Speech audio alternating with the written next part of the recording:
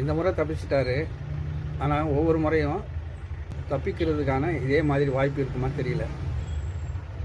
யாரை பற்றி சொல்லன்னு தெரியுமா? முகமது ஜுனைத். இன்றைக்கு சர்வதேச அளவில் பரவிருக்கிற ஒரு பேர். சமீபத்தில் நடந்த இந்த காக்ரோச் கரப்பாம்பூச்சி அவங்களுடைய அந்த போராட்டத்தில் உணவும் நீரும் அளித்த ஒரு நபர், மனிதாபிமானம் மிக்க ஒரு நபர், எல்லோராலும் போற்றி புகழப்பட்ட ஒரு நபர்.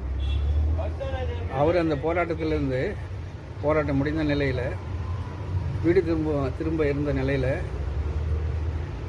அவர் உடனே அந்த போராட்டத்தை விட்டு வெளியே வரணும் அப்படின்னு சொல்லிட்டு ஒரு மிரட்டலாக வெள்ளையினுடைய சட்டங்களை பின்பற்றி அவருடைய குடும்பத்தாரையும் குறிப்பாக அவருடைய தந்தை, நெருங்கிய உறவினர்கள் இவர்களை உத்தரப்பிரதேசத்துடைய யோகி அரசு கைது செய்து அவங்களுடைய பாஸ்போர்ட்டு, அடையாள அத்தனை ஆவணங்களையும் பறிமுதல் செய்து மிரட்டி இருக்கிற நிலையில் அவர் எந்த விதமான ஆபத்தும் இல்லாமல்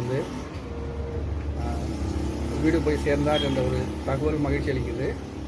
இதுக்கு அந்த கரப்பான்பூச்சியினுடைய அந்த அமைப்பினுடைய தலைவரே தலையிட வேண்டிய ஒரு நிலையில் இருந்துச்சு. சர்வதேச அளவில் மனிதநேயமிக்க மனித உரிமை போராளிகளுடைய குரல் மேலே இருந்துச்சு. ஆனால் ஒரே நேரத்தில் ஒரே மாதிரி எப்போவுமே சூழல் இருக்குதுன்னு சொல்லிட்டு சொல்ல முடியாது.